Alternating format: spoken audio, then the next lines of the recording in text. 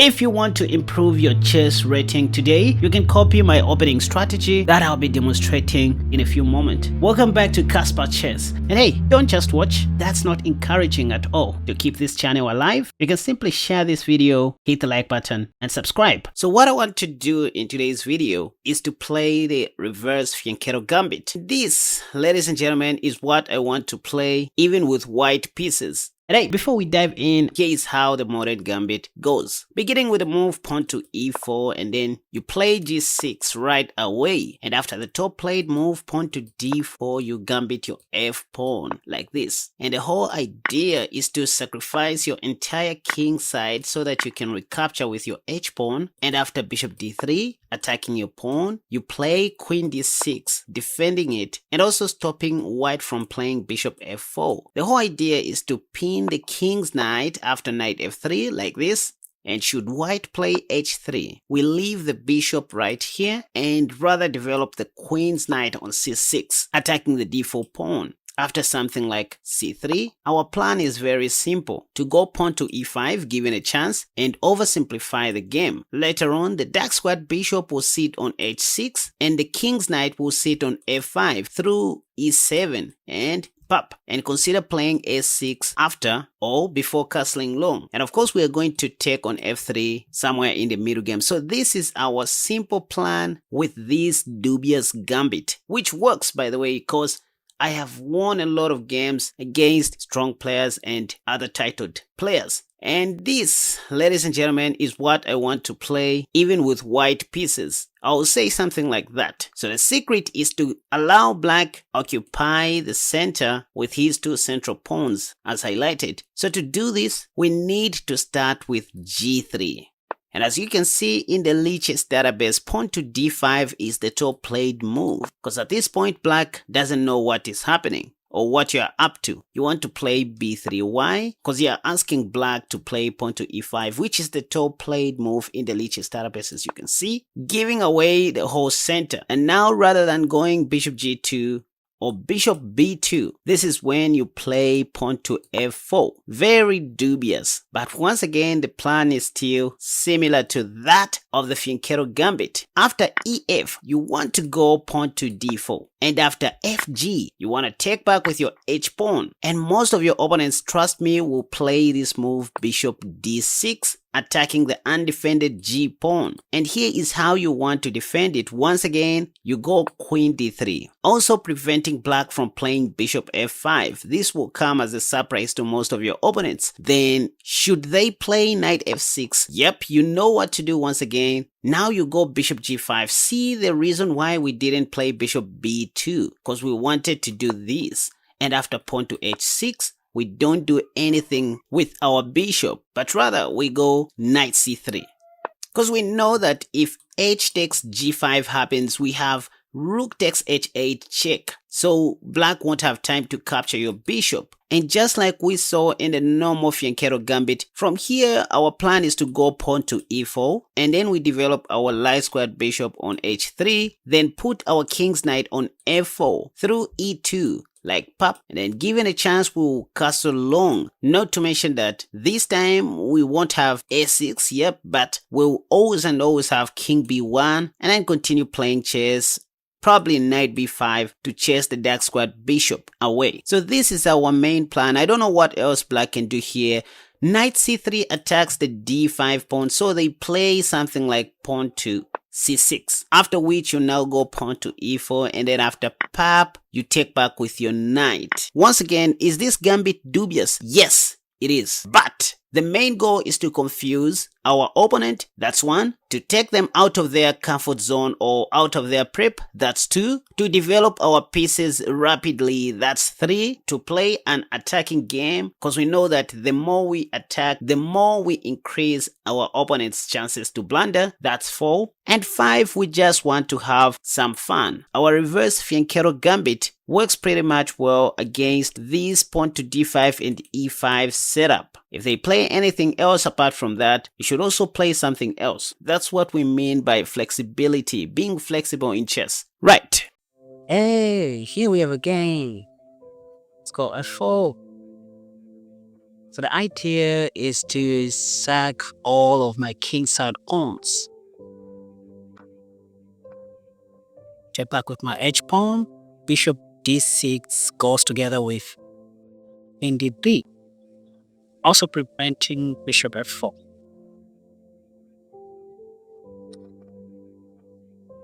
Okay, so let's pin this knight to the queen. h6 is a 1-0 move. Black is not going to take. If anything, I'll just capture the free rook.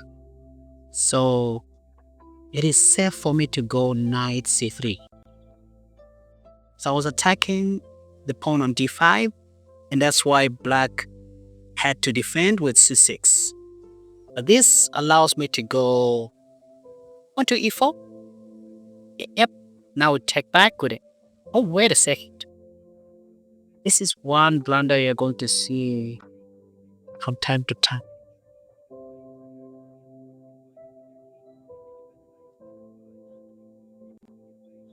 I think I should start with. So bishop takes, attacking the queen. Then knight takes, this is check. And win the free bishop. So I can easily defend this. This is one move I forgot about.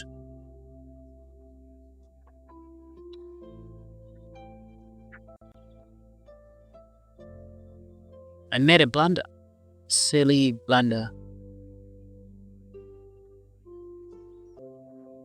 Attacking that rook. Okay. I guess there's nothing black's going to do after all. I'll analyze that.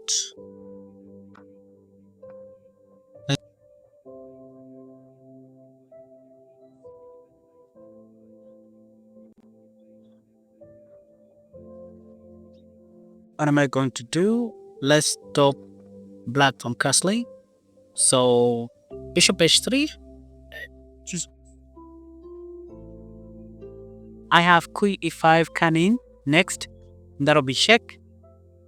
So let's give it. I'll consider playing bishop f5 on the next move.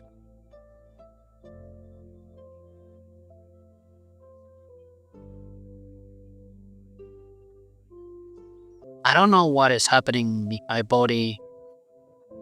Can I check?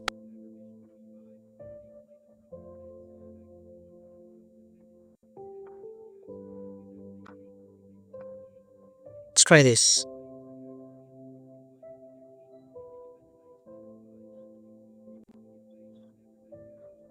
This is a very crazy game, you guys. And now I can take.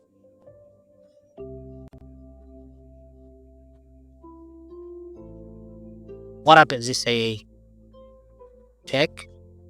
Pose. Let's attack the pawn. Okay, this is just a free wood.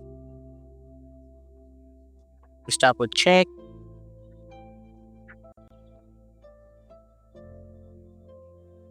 In fact, I will. Oh, wait. I can't do that. Wanted to tap the pawn with check. I thought I had queen f6 check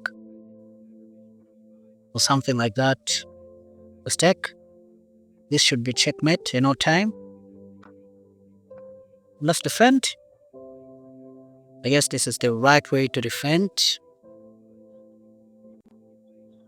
And checkmate on the next move.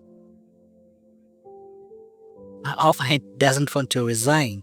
Okay, this is checkmate, you guys. Let me see where I messed it up. I think I was losing this game. Yeah, somewhere here.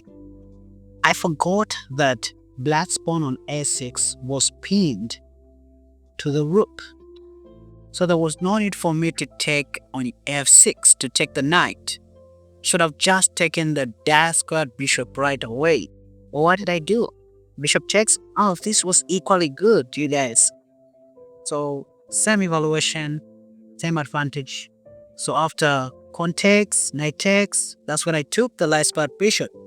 So technically, on move number 11, I won the game because I was just half a piece. So whatever happened afterwards won't really count.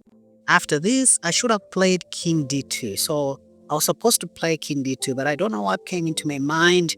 Oh, after all, I wasn't even losing. Yes, that was a blunder, but not a losing mistake, according to Stockfish. Queen c3 check, played king e2. After that, as you can see, according to Stockfish, I still had a slight advantage of plus 1.0. So I ended up capturing on f6, and the best black could have done was to save the rook like this. What did they do? They played knight d7, losing everything. So rook g8. Now I see why Stockfish still favored my position, even though I blundered the rook. If rook g8 was played, I was going to play rook h4. The idea was this. Say black takes the knight. I simply had rook e4 check. If king f8, guess I was going to take on h6. If king g8, that was going to be checkmate. Right, so it turns out that even though I blundered in this position, I still had a winning advantage according to Stockfish, but not saying that to support my error. Don't try this at home. Then after king e2, queen takes, if black played rook f8, this was going to be even worse, you guys, due to the same rook h4 move. How about knight d7? Well, now I had rook e4 and there was nothing black was going to do. Now check this out, you guys. If you want to learn more about these kinds of tricks or similar opening ideas like the ones I just shared, you can watch this video that has popped up on the top left. Another video that I highly recommend you check out to skyrocket your rating is this one that has popped up on the top right. But if you love Gambit videos, you can check out the video that has popped up on the bottom left. And if you are a lover of chess traps like myself, feel free to click on the video that has popped up on the bottom right.